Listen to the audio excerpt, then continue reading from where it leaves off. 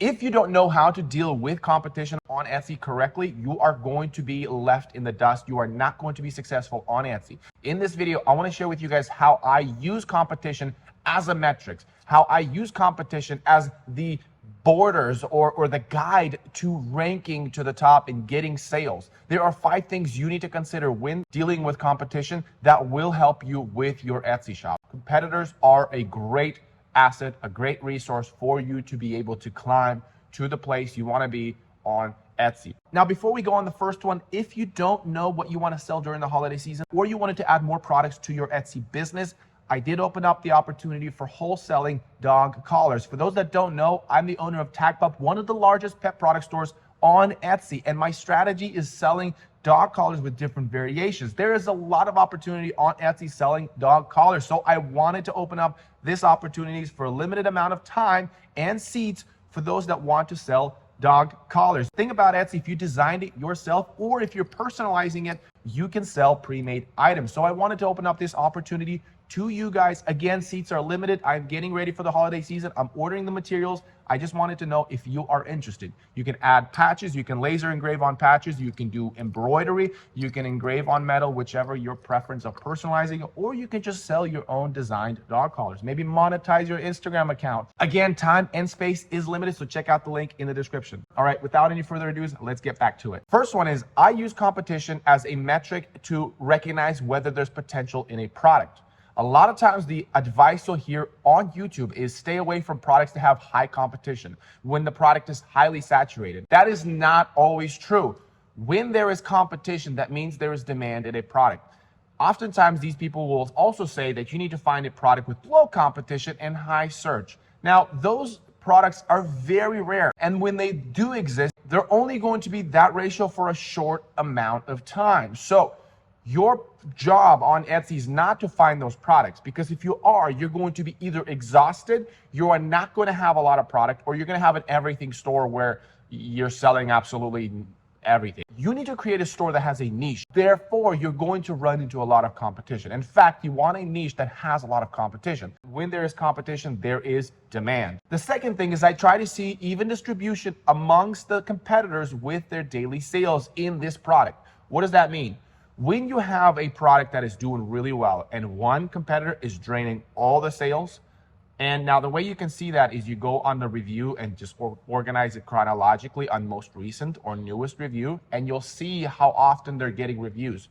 If only one seller getting a review once a day and everybody else gets a review once a month, that means there's all these sales are being absorbed by this one competitor. That's a product you don't want to sell. However, when you see everybody on the front page, when you type in a particular keyword of a product you want to sell, and you see an even distribution, they're all getting one review a day. Maybe 1 or 2 will probably get a higher amount of reviews because they're getting a lot more of the sales. But if you see an even distribution across a lot of the competitors, and those competitors don't have a high track record on Etsy, they don't have hundreds of thousands of reviews, they're a store about the size that you are going to be in a year, or you probably are, and if they are doing a great job at selling that product, that means you have a higher chance to enter that market.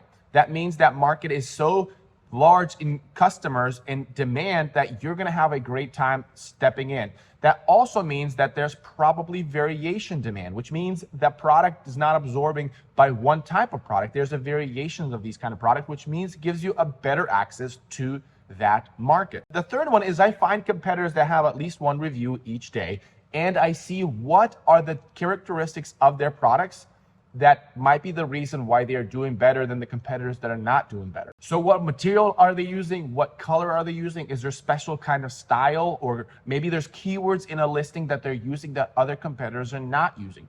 Now, this is also very important that you don't just see which competitors are ranking to the top of the keyword, because oftentimes, though they might be ranking to the top, the person that is ranking on the bottom might actually get more daily sales. And the way, again, you can see that by seeing how often those reviews happen on a chronological filter. And oftentimes, if that's the case, if they're getting more sales, even though they're ranked down, that means they're ranking on more keywords than the person that is ranking to the top that gets less sales. Now, number 4, this is your time to shine.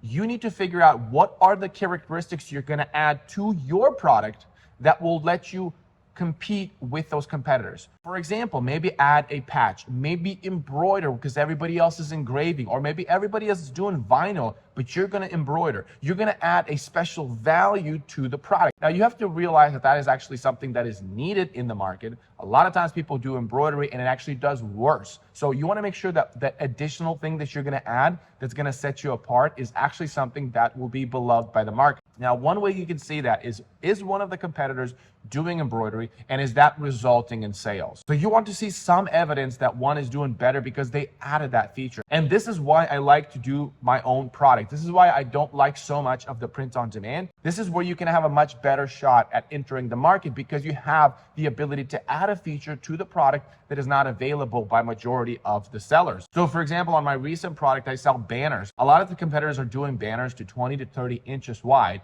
but I offer banners up to 5 feet because I have the equipment to do that. So I create the opportunities for other buyers to come into my product and have a higher conversion rate, which ranks my product much higher than those that are only limited to a specific banner size. Number 5, competitors give you the juice. This is competitors are the ones that make you wake up in the morning, always be somewhat paranoid that they're going to be taking your opportunities, your spot on the algorithm, and it keeps you going. Because the moment you become complacent is when you go down the hill. Wanted to remind that my course prices will be going up, so make sure to check that out. If you like this video, check out this video and subscribe to this channel because I got more videos coming up, especially on how to do product research that you don't want to miss out. And until next time, have a great one.